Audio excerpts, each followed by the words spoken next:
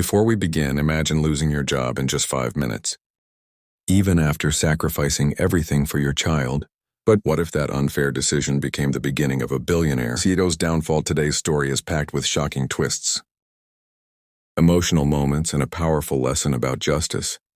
If you enjoy inspiring stories like this, don't forget to like this video, share it with your friends, and subscribe to the channel for more incredible stories. Now grab a seat and let's get started. The morning rush in downtown Chicago was already in full swing when Ryan Carter pulled into the parking garage beneath the towering headquarters of Hayes Technologies. His hands tightened around the steering wheel as he glanced at the dashboard clock. 5 minutes late, he closed his eyes for a brief second, remembering his 7-year-old daughter Lily, who had woken up with a fever that morning. He had stayed beside her until she felt well enough to attend school, promising her everything would be okay before driving across the city as fast as traffic allowed. Ryan grabbed his worn leather briefcase and hurried through the revolving doors. The polished marble lobby echoed with the sound of expensive shoes and quiet conversations.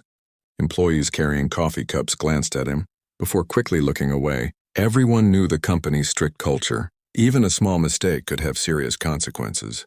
As Ryan stepped toward the elevators, the doors opened and out walked Victoria Hayes, the company's powerful CEO, dressed in an immaculate navy suit.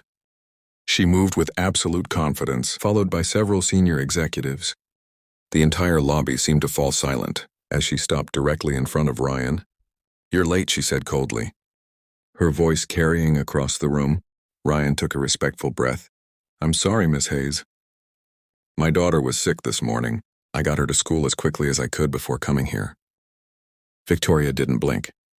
Personal problems are not this company's concern. The executives behind her exchanged uneasy glances, but no one dared speak. "You failed to meet the standards I expect." Victoria continued. "Turn in your badge. Clear your desk and leave the building immediately." The words hit Ryan like a punch. Months of dedication disappeared in seconds. He looked around at his co-workers, many avoiding eye contact, afraid to challenge the CEO's decision. Without raising his voice or arguing, Ryan slowly removed his employee badge and placed it in Victoria's waiting hand. Then, carrying only his briefcase and his dignity, he turned and walked toward the exit, unaware that this humiliating moment would soon change both of their lives. Forever the cool Chicago wind greeted Ryan Carter as he stepped onto the sidewalk outside Hayes Technologies. He stood silently for a moment, staring at the glass tower where he had spent the last 6 years building a career he believed would secure his daughter's future. Losing his job hurt, but the thought of explaining everything to Lily weighed even heavier on his heart. He slipped his hands into his pockets, took a deep breath, and began walking toward a nearby parking lot. Before he reached his car, his phone vibrated. The screen displayed an unknown number. Ryan hesitated for a second before answering. Ryan Carter, speaking, a calm but authoritative voice, replied, "Mr. Carter, this is Special Agent Daniel Brooks with the Federal Compliance Investigation Unit. We need to meet immediately." Ryan stopped walking. "Is this about the documents I submitted?" "Yes," the agent answered. "Your information has been verified.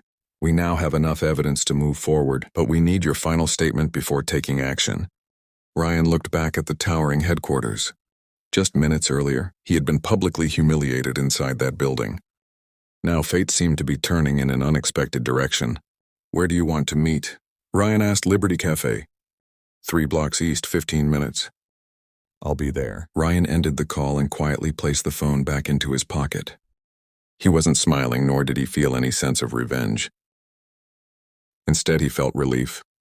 For nearly 8 months, he had secretly documented suspicious financial records, fake vendor payments, and manipulated contracts. After discovering illegal practices within the company, reporting the truth had never been about destroying Hayes Technologies.